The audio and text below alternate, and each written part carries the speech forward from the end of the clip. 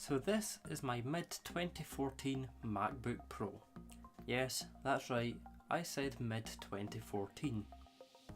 I bought this machine off of eBay for around £700 roughly 2 weeks ago, and this is to replace my old 2010 MacBook Pro.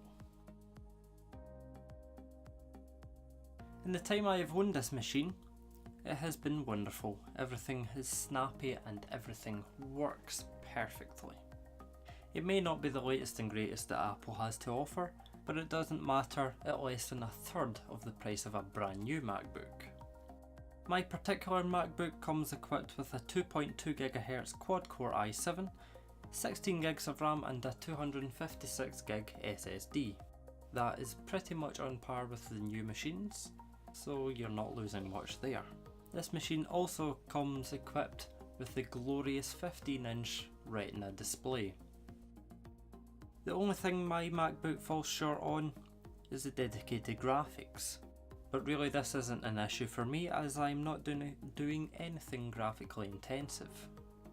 The design of this machine has held up exceptionally well. It is very thin and overall a beautiful laptop. It also helps that the previous owner of this machine really did look after it really well. One area where this MacBook trumps over the new ones is the keyboard. This machine uses the old chiclet style keyboard, and as opposed to the new butterfly ones, which are very prone to failing.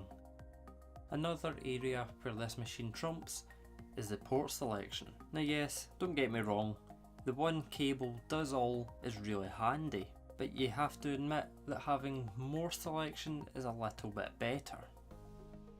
This MacBook has 2 USB-A ports, 2 Thunderbolt 2, a HDMI and even an SD card reader, all of which the new MacBooks don't.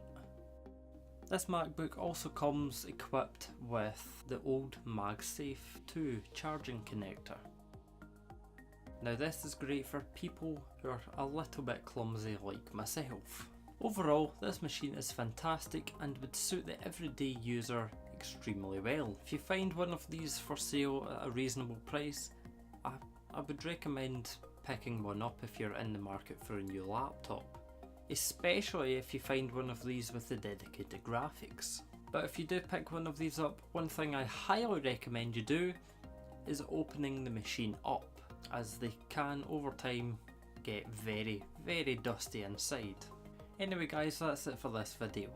I hope you liked it, and if you did, please let me know by hitting that like button. Anyway people, thank you for watching, and I will catch you all in the next video. See you later.